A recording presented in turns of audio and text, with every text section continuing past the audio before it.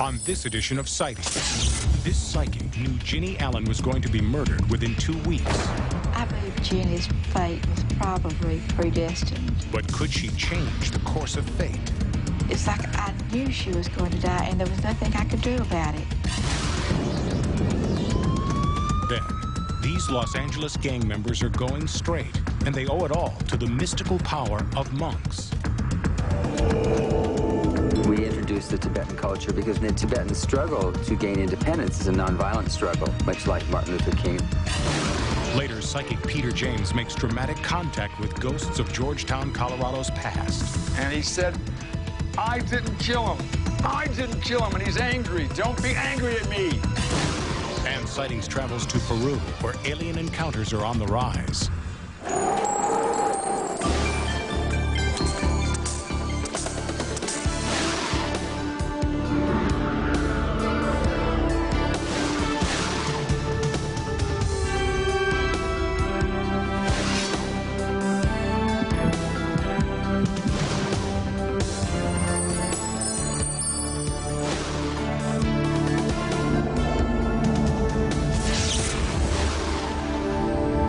Sightings. I'm Tim White. Psychics who claim to have precognition, the ability to see into the future, believe it is a special gift for the benefit of others. If they abuse it by picking winning lottery numbers, for example, they will lose it. Psychic Jeanette McClure claims to have precognition. She tries to use it to benefit others, but in one case, her power to see into the future wasn't powerful enough to change it.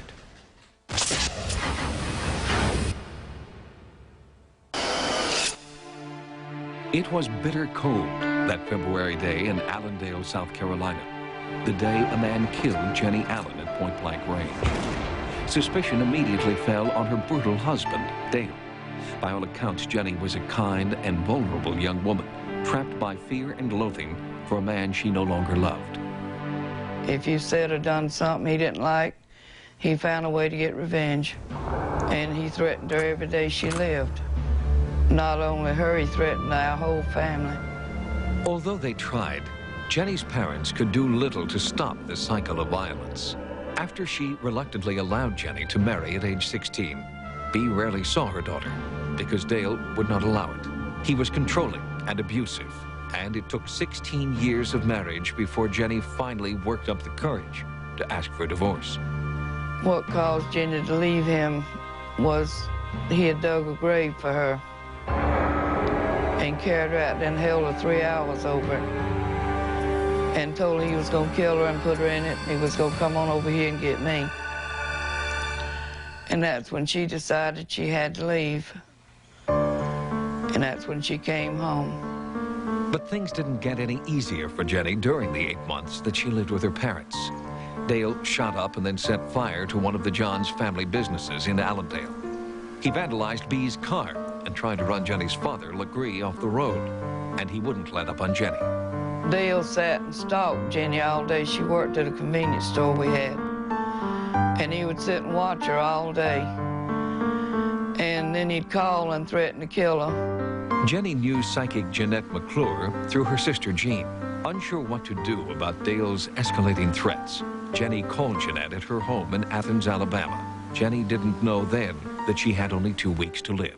When Jenny first called me 2 weeks before this happened, she asked me if I felt that he really meant to kill her. She had been threatened, and the feeling was very foreboding. I felt that he would really kill her, and I told her so, and asked that she would be very careful for the next 2 weeks. I felt like she should not be by herself at any time, and to always have someone with her. And the last day of the 2 weeks was when it happened.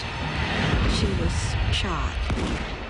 We all tried to go to and from work together and always keep with somebody so that we'd stay out of harm's way. I don't know what happened, that she didn't have anyone with her that day, that morning. We felt like now that she was home, we could help her, but it was a hopeless case. I believe Jenny's fate was probably predestined. 2 weeks to the day after Jenny made her desperate phone call, she didn't show up for work at Bea's Stop and Go. Choked with panic, her family filed a missing persons report with the sheriff, and then they called Jeanette to see if she knew where Jenny was. I told them where I felt that she was. It was just like a movie starting to come into my mind. I saw this little white wooden church with bright red doors, and I said that I saw her within a fourth of a mile of this church, and I saw her by water. But I did feel that she was dead. It's like I knew she was going to die, and there was nothing I could do about it. Jenny's body was found later that same day, in the very spot that Jeanette had described. But Dale was not arrested. He had an alibi, and so it seemed that Jeanette's psychic impressions in this detail were off the mark. I asked Jean, Jenny's sister, if she would drive me down the road where they found Jenny. And as we were driving down the road, I asked her not to tell me where it happened, but I would tell her. Jeanette's request to use her abilities without any outside influences is common among psychics, according to author and psychologist Dr. Joe Slate. Years earlier, Jeanette had studied parapsychology with Dr. Slate. Many psychics who go into the investigative arena prefer to know absolutely nothing about the case they're investigating.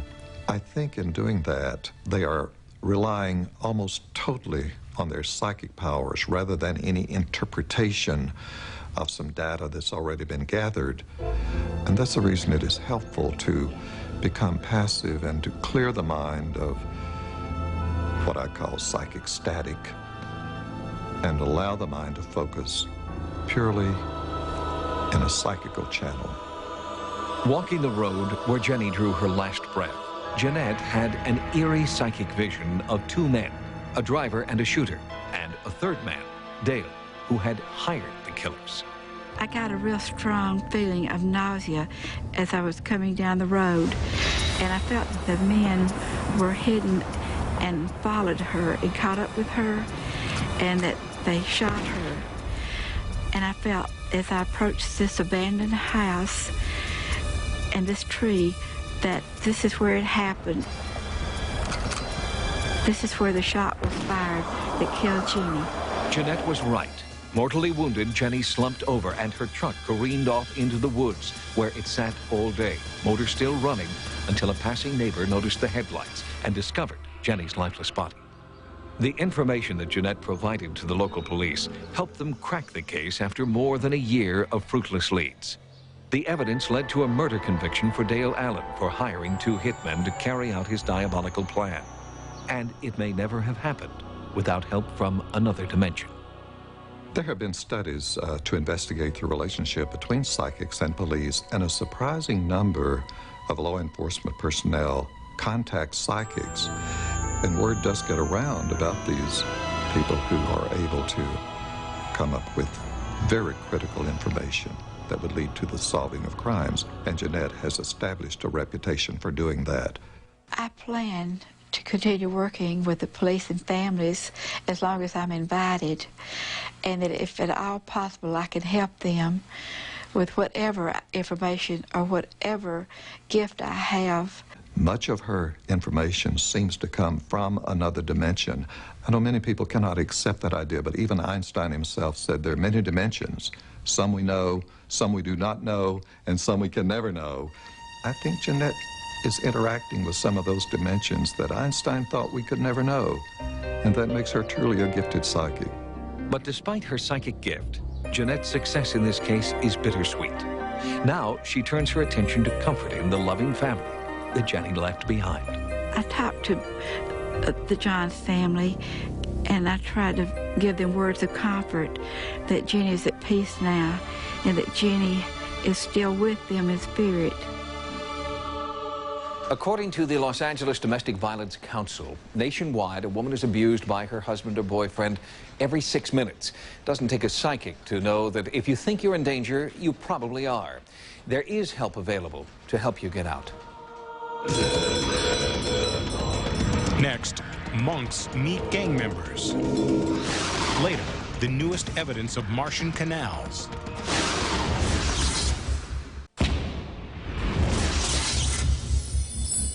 It's not ghosts and goblins that are frightening kids in America. It's the specter of violence, poverty, and hopelessness that's invading our homes and hearts. Now, more than ever, we need creative solutions to these problems. And as Sightings correspondent Carla Wohl reports, there is one group that is trying a new paranormal approach.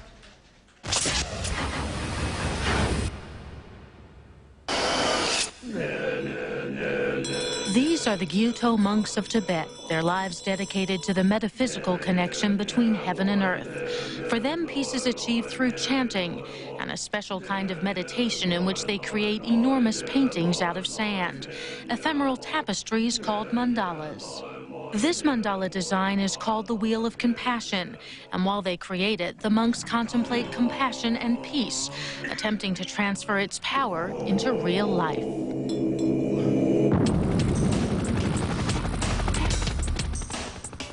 But what about this real life? This is Los Angeles, where 15 children die at the hands of other children every month. Juvenile crime is epidemic, and an aura of hopelessness pervades the inner city. The Gyuto monks have been invited here to teach their path to compassion and peace. But can 6 monks in a mandala affect any real change in this environment? I got caught selling drugs. Crack cocaine. Yeah, I always had a gun with me. I used to steal a lot of cars. I got arrested for trafficking large amounts of methamphetamines and loaded automatic firearm. Me and him, we like from revival gangs. He's from a different gang that my gang doesn't get along with. And we like kind of be shooting each other. We've gotten a couple fights, like me and him, but since the monks, you know, we kind of calmed down and everything. Me and him could talk now. For some reason. This is where the boys live. Their identities are being protected because of their ages.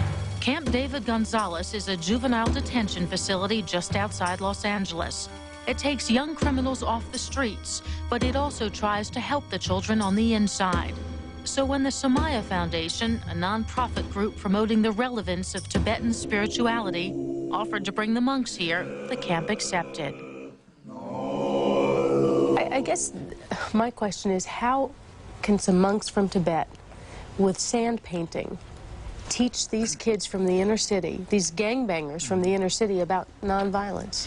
Well, the way that they've been teaching them is through the sand painting, finding out that it's not just some paint or a can of spray paint that they're accustomed to seeing.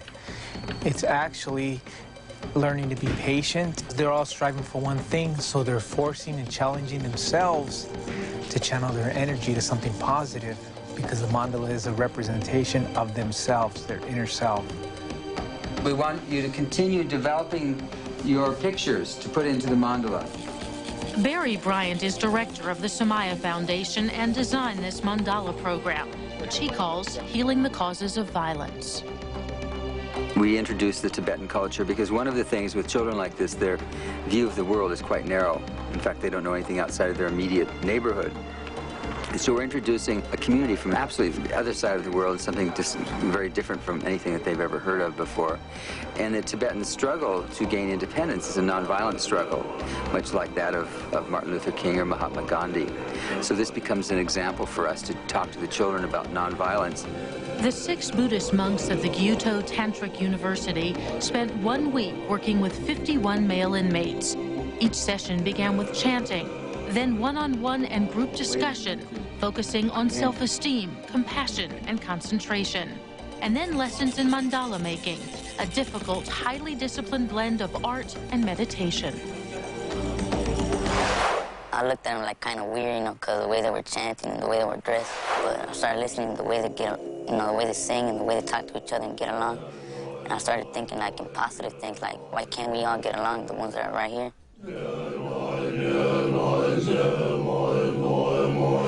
Working on the mandala, has that changed who you are? Well, it changed me a lot, you know. It brought patience to me. Before I had like no patience. I was trying to be in a rush to finish something. And in the mandala, you gotta have real patience to work with the little sands, and probably a lot of patience and calm. I'm calm now. Many of the boys in the program at Camp David Gonzalez said they were transformed by the experience. Changes that the staff noticed ever since the monks first arrived at the institution. And going around the facility right now is that indeed there's a different level of rapport between kids and a different level of non-conflict. Maybe it's something, you know, from another culture, another dimension, if you will, that is necessary in order to lead them out of that. Maybe it'll be more successful than some of the things we're trying to do from within the same general culture. The mandala is the world's oldest religious symbol, but each one is slightly different, reflecting the artist's own personality. Together, the inmates in the program created their own unique mandalas. When the children are drawing the mandalas, they learn how to actually draw the center of the mandala, which is an 8-petal lotus flower. Then they're instructed to put their protectors into the mandala. And if you look at all the drawings, there's not much variation. Most of them, it's the mother, it's Jesus, it's God. But in the mandalas that you drew, what is besides God, what is the most common thing there? I'm working with guys that are my enemies from other neighborhoods, and it seems to go all right, you know. Like we don't have no fuss about nothing, and we're working all right all together. The monks' power to unify a community was also in evidence at this celebrity benefit. It was a meeting of the minds between the Tibetan way of life and civic leaders looking for solutions. And I can honestly tell you that what is happening tonight here is a blessing for the children of our community. No one, least of all the inmates, expected that chanting strange syllables, meditating, and putting sand on paper could change them. And yet, it has. The children have opened up and they're listening to us. When we started, there was just nothing but attitude. And, you know, now they're very engaging with the monks and they're interested in the culture of Tibet. And we've made a lot of progress, and I'm very optimistic. It is the act of creating the mandala while meditating on compassion that is important. So at the end of the week, the mandalas are destroyed. The sand is swept up, placed in ceremonial vases, and carried to the ocean, where it's offered back to the earth. The monks believe that the water, purified by the sacred sand, turns into clouds that will eventually rain down blessings. The Samaya Foundation, which sponsored the monks' trip to America, is launching a fundraising campaign. They hope to make their program called Healing the Causes of Violence an annual event. Next, the message behind alien encounters. Psychics find a downed airliner and rediscovering extinct species.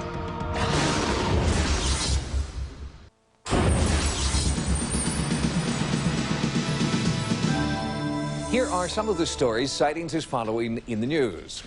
Since the groundbreaking MIT conference on the alien abduction phenomenon, the focus of new research is shifting. The question is no longer, is abduction real? Now, researchers are studying the message abductees insist that they've been asked to deliver. In Washington, D.C., ongoing UFO research is taking a surprising turn. For some studying unidentified flying objects, it's no longer the mechanics, but the message that's important. There's some tendency for people to look on UFOs and aliens almost as bringing a supernatural message.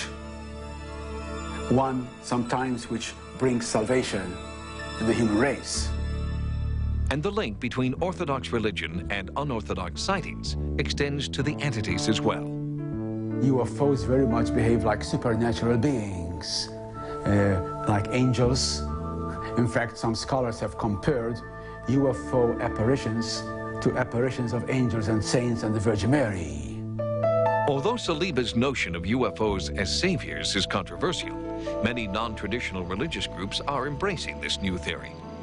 They come to help us in our struggles here on Earth.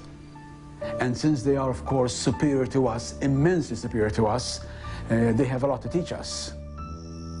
This new breed of UFO believer is not afraid of the alien abduction experience. Instead, they are seeking it out, making pilgrimages to high elevations to bring them closer to the heavens. And many tell Sightings that contact is being made. The major belief is that there are other creatures or intelligent beings living outside what we call planet Earth. Some abductees claim they are returning with warnings of global disasters, messages of peace, and newfound healing powers. Sightings will bring you their stories on an upcoming edition of this program. In the highlands of Tibet, Western researchers have recently discovered a breed of prehistoric horse long thought to be extinct. This discovery boosts the contention of cryptozoologists like Roy Mackle, who believe there are many more ancient mythic creatures yet to be found. The fact that reports of other kinds of unidentified animals might refer to real animals is somewhat strengthened. It leads us to at least hope that we might have something really important. The horses are being called living fossils and were completely unknown to all but a handful of Tibetans living in the remote Ruwachi Valley. It will also produce further impetus to other groups and other expeditions to look for species of large animals rather than just saying, well, everything's been discovered and there's nothing left to do. Mackle believes the rediscovery of the Ruwachi horses bodes well for the eventual discovery of another legendary creature, North America's enigmatic Sasquatch, a.k.a. Bigfoot. These are all evidences or involve all the same kinds of animals which may have survived in isolated areas. Therefore, I have an open mind with regard to the Sasquatch or the Bigfoot.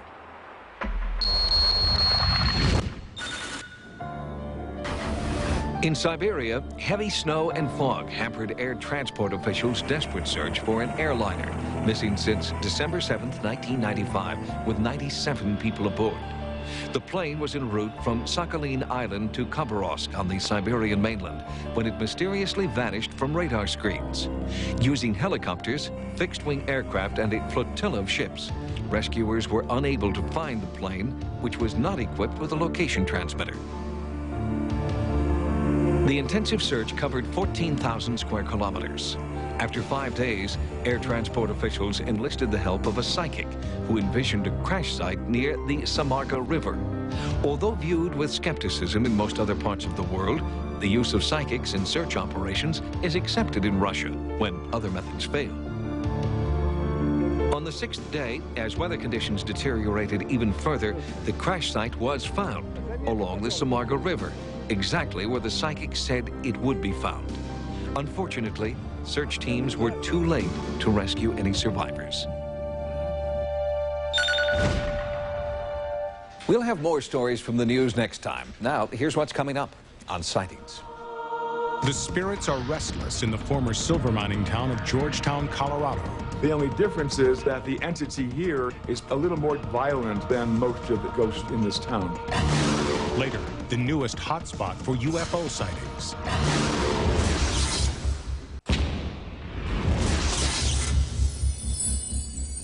For Most Haunted Place in America, Sightings nominates the historic mining town of Georgetown, Colorado. In our ongoing investigation there, historical research is backing up the psychic impressions of paranormal investigator Peter James.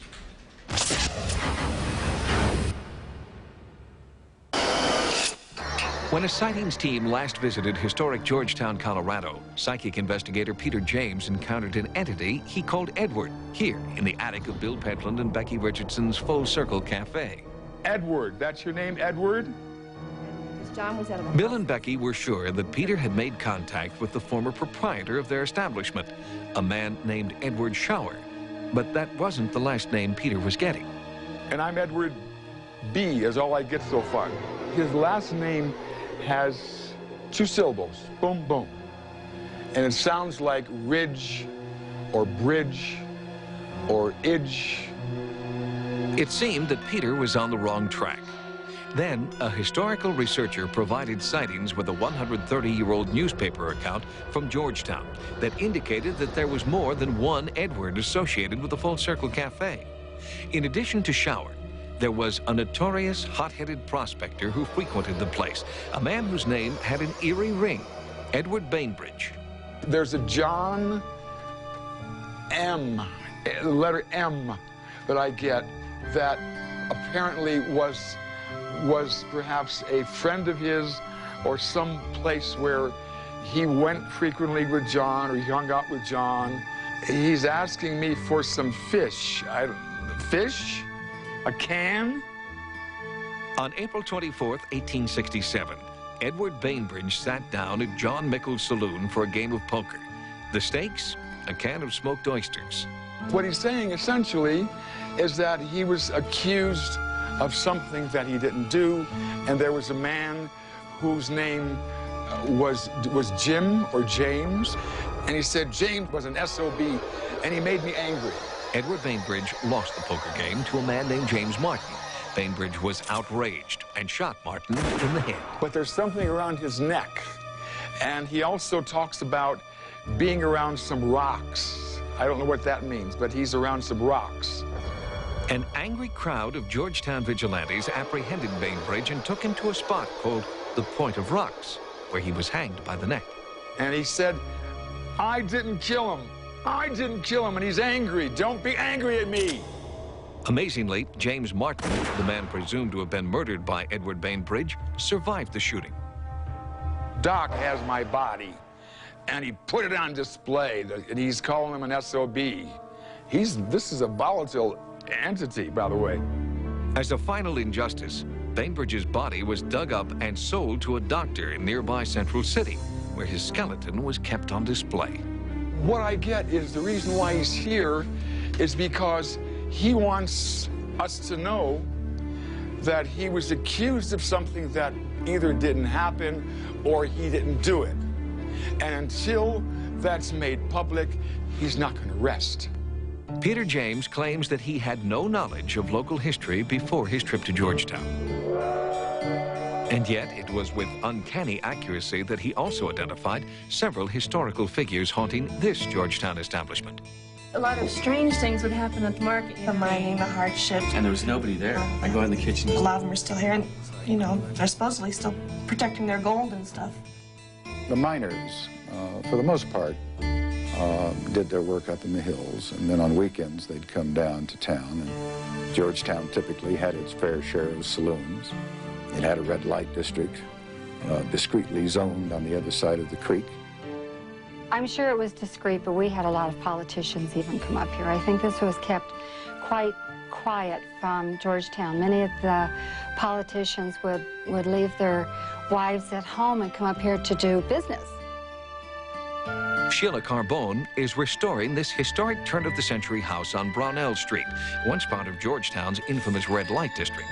And according to Sheila, there's at least one former tenant here who just can't seem to move on. I was just aware that I was not alone in the house, that there was someone else in the house with me and my family. Sheila feels that it was her family's restoration work that brought out the supernatural forces, and they were angry. I was at the kitchen sink, and I have 2 shelves in a window in the kitchen with 3 brackets on each side. These are not shelves that could just fall down. And they came flying out into the kitchen and broke on the kitchen floor. After some historical research, Sheila uncovered a dark secret haunting this house. The tragic story of a teenage prostitute who had committed suicide after much heartache and despair. I believe that the ghost is in the bedroom that I have not finished yet. I'm redoing the house, and that bedroom I just keep putting off. It's like that's her territory. I'm almost invading her privacy over there. I would say that she's very young. I believe that she was pregnant and that she was in love with someone. I believe that she worked this house as probably one of the ladies of the evening, and she became pregnant by a young miner, and he was killed in some kind of a mining accident. The details of the haunting here, the flying shelves, mysterious footsteps, are not common knowledge in Georgetown. So when Peter James entered this paranormally charged environment, he could not have known these facts, nor the history of the teenage prostitute, nor the mining accident. And yet, his accuracy was stunning. This room has quite a history. I feel like she looked out this window a lot looking for the love of her life and other gentlemen that she entertained. She tells me that her name was Maggie, Margaret, Maggie, and that she was a lady of the night, and she fell in love with a man whose name begins with a J or G. I think it's John, and I believe that he died in a mining accident or where a mine collapsed. And I do believe that she was pregnant, and she could not handle the fact that she was left alone with the oncoming birth, that she committed suicide in this very room. and she died tragically. So the bottom line, there's a very tragic, romantic link to this house, and she keeps expecting John to come back, but he's not coming back. So she went with him. In my opinion, Georgetown happens to be a very highly concentrated area of hauntings. I think the entire town is haunted. So the activity here is probably no different or no greater than perhaps the building next door. The only difference is that the entity here is probably a little more demonstrative or more violent than most of the ghosts in this town. Living and working in a haunted house, in a haunted town, is no obstacle for Sheila Carbone or the hundreds of other Georgetown residents who relish their unique place in the time-space continuum that seems to exist here. I have a unique location in Georgetown, so it's a lovely house to be in. I like it very much. I think I'm never alone here. I have lots of company. Despite a series of frightening encounters, Sheila says that she's very happy in her Georgetown home and has come to feel privileged that she's the go-between in a paranormal love affair. Next, he's Peru's leading UFO experiencer, and he believes ancient visitors have been coming to his country for centuries.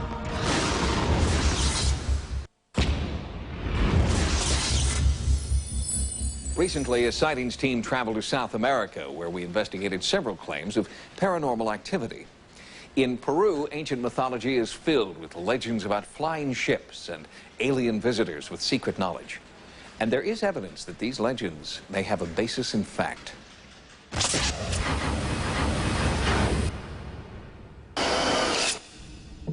I believe that within the recorded history of mankind, particularly in Peru, there has been an interaction with the intelligence behind the phenomena commonly called unidentified flying objects. For thousands of years, this place has been a sacred place, a place recognized by different ancient cultures. This is also an area where many sightings of UFOs have been recorded. It is an area which is frequented by these types of contacts, and these encounters have undoubtedly been occurring since time immemorial. Peru's premier UFO researcher challenges the idea that alien visitation is a new phenomenon, born during the American saucer craze of the late 1940s. Sixto Paz believes that extraterrestrials have been making contact for thousands of years, and Peru is where they came first.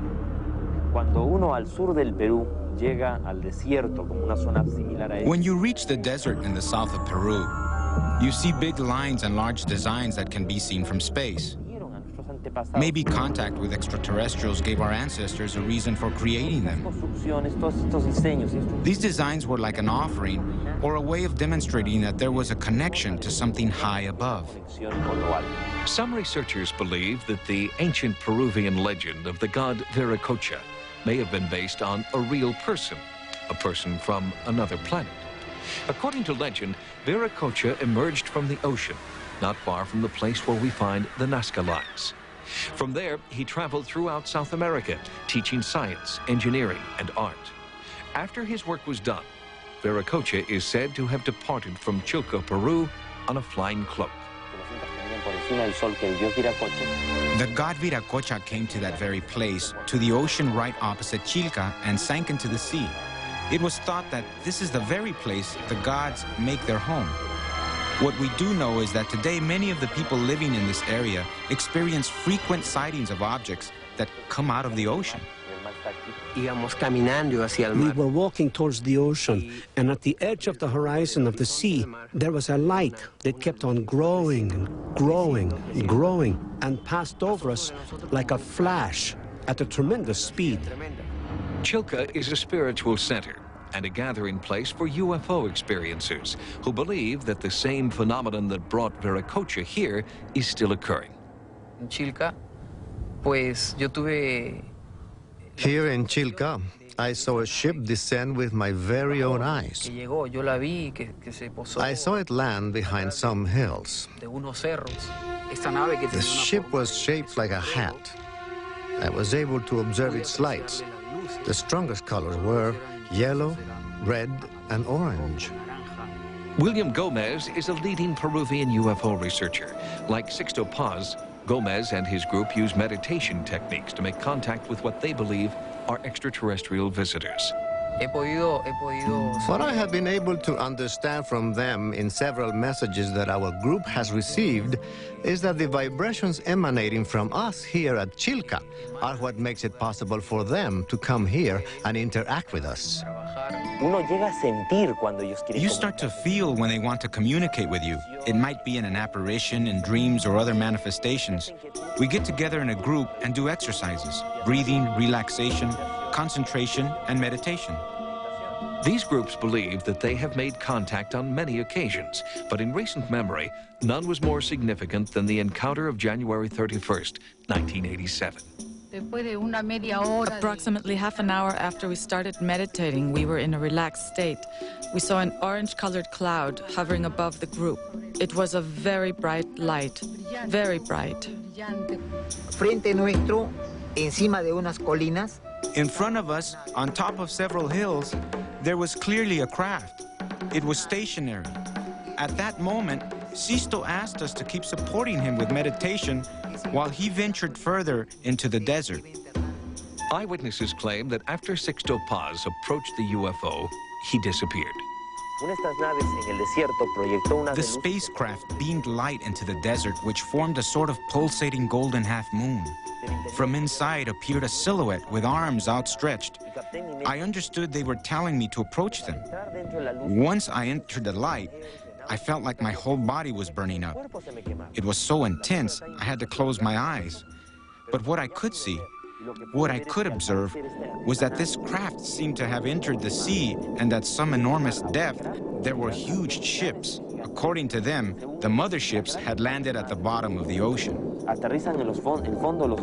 Sixto's contact with UFOs might be written off as pure fantasy if it were not for a series of U.S. government reports confirming numerous UFO sightings off the coast of Peru. We find that in the waters off the coast of Central and South America, both in the Atlantic and the Pacific, that there are numerous reports of UFOs going into the water.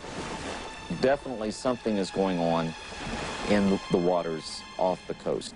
Clifford Stone has been documenting UFO encounters around the world for more than 2 decades. We haven't been able to recognize what their agenda or plan is for planet Earth. But I do believe that there is definitely a desired interaction between them and mankind as a whole on this planet. After 21 years of contact that we've experienced, it's always been positive, and all the cases we've researched have had positive intentions. The beings we've contacted are very friendly. One can say they have an older brother attitude towards us, and they're trying to, in a way, make sure we don't make the same mistakes they have probably made in the past with their civilization. They're trying to make us aware that our planet is beautiful and that we must care for it for the future.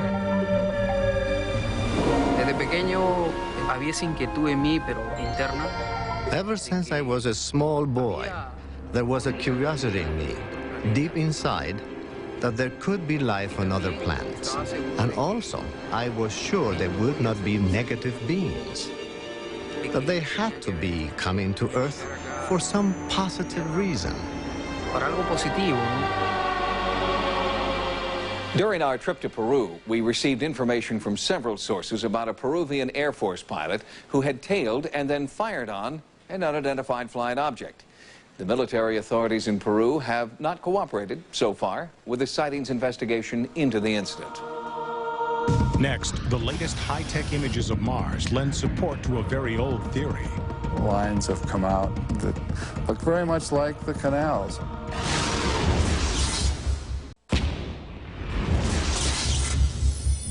In 1877, Italian astronomer Giovanni Schiaparelli announced that he had found seemingly man-made canals on the surface of Mars. But by the 1920s, his startling discovery had been completely discredited.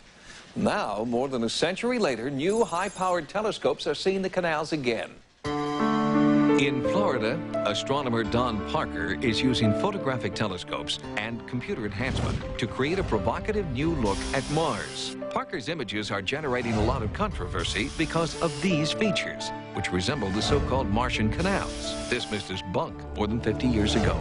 Don Parker, in some cases, has pushed the resolution on them by very strong processing methods that you can do with these electronic pictures, and in some cases lines have come out that look very much like the canals. The belief that an elaborate system of canals exists on the surface of Mars began with Schiaparelli, but was popularized by American astronomer Percival Lowell, who proposed a startling theory about the creation of the Martian canals, and his observations made headlines. Lowell was the major proponent of the idea that the canals might be artificially made by intelligent beings. And he spent a great deal of his time trying to sell this idea to both the scientific community and the general public. He thought that there were Martians. For the past 30 years, astronomer Leonard Martin has been curator of the original observatory built by Lowell in 1894 in Flagstaff, Arizona. Many of Lowell's original papers, sketches, and calculations are stored in this underground vault. This is one of Percival Lowell's original Mars logbooks that he used at the telescope. And these are the original sketches that he made after his observations. If you look closely on them, you can see what Lowell considered canals. And these sketches then were transferred later on to these Mars globes, which are a real treasure of Lowell Observatory. As bigger and better telescopes were built and failed to capture Lowell's Martian canals, his theory fell out of favor.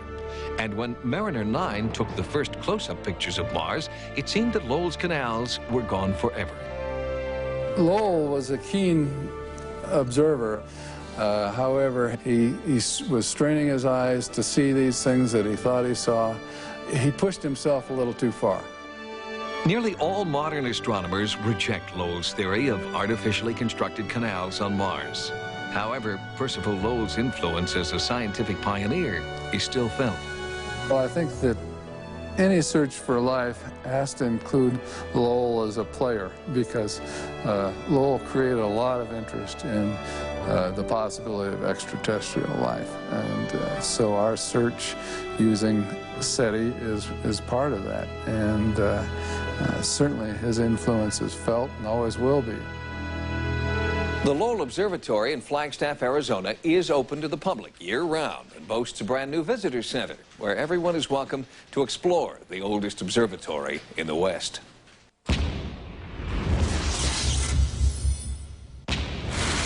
Ghosts, UFOs, the unexplained, dramatic stories of the paranormal from the files of Sightings, a new paperback book available now wherever books are sold, from Fireside Books. Until next time, remember, no mystery is closed to an open mind. For Sightings, I'm Tim White.